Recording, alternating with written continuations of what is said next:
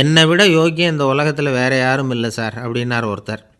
அவரை விட அயோக்கியன் வேறு யாரும் இருக்க முடியாதுங்கிற முடிவுக்கு கேட்டவங்க வந்துட்டாங்களாம். மனுஷனுக்கு இருக்கிற ஒரு மிகப்பெரிய குறையே தன்கிட்ட இருக்கிற குறை அவனுக்கு தெரியாமல் போகிறது தான். ஆனால் அடுத்தவங்ககிட்ட இருக்கிற குறை இவனுக்கு தெளிவாக தெரிஞ்சிடும். ஒரு ஒட்டகம் ஒரு கொக்கை பார்த்து ஒரு கேள்வி கேட்டுதான். என்ன கேள்வி தெரியுமா? உன் கழுத்து ஏன் இப்படி வளைஞ்சி போயிருக்குது அப்படின்னு கேட்டிருக்கு. இதுக்கு உடம்பே வளைச்சல். இது போய் கொக்கை கிண்டல் பண்ணுது. இன்றைக்கி மனித சுபாவமும் கிட்டத்தட்ட இப்படி தான் இருக்குது. இந்த உலகத்தில் குறையில்லாத மனிதர்கள் யாரும் கிடையாது, நாம் உள்பட அப்படிங்கிறத முதல்ல நாம் நல்லா புரிஞ்சுக்கணும். ஒரு ஊரில் ஒரு விற்பனை நிலையம் இருந்தது. செல்ல பிராணிகளை விற்பனை செய்கிற நிலையம் அது.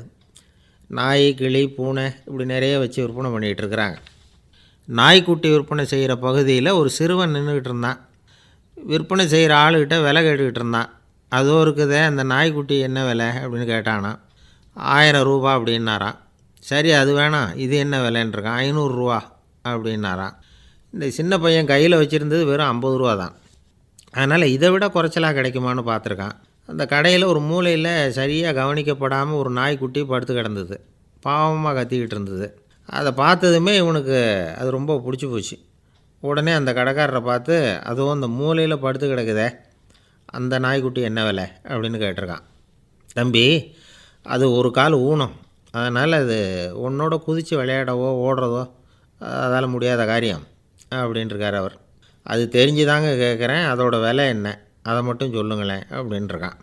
தம்பி, இது கால் ஊனம் உள்ள ஒரு நாய். இதை போய் காசு கொடுத்து வாங்கிறதுக்கு யாராவது பிரியப்படுவாங்களா? இதை நான் உனக்கு இலவசமாகவே தர்றேன், எடுத்துகிட்டு போ அப்படின்னாரான். இதை கேட்டதும் அந்த சிறுவனுக்கு கோபம் வந்துட்டு தான். நீங்கள் ஒன்றும் சும்மா கொடுக்க வேணாம், இந்தாங்க 50 ரூபா, இதை வச்சுக்கிட்டு நாய்க்குட்டியை கொடுங்க அப்படின்ட்டுருக்கான். அவருக்கு ஒன்றும் புரியல, ஆச்சரியமாக இருந்தது. சரின்னு பணத்தை வாங்கிட்டு நாய்க்குட்டியை தூக்கி கொடுத்தார்.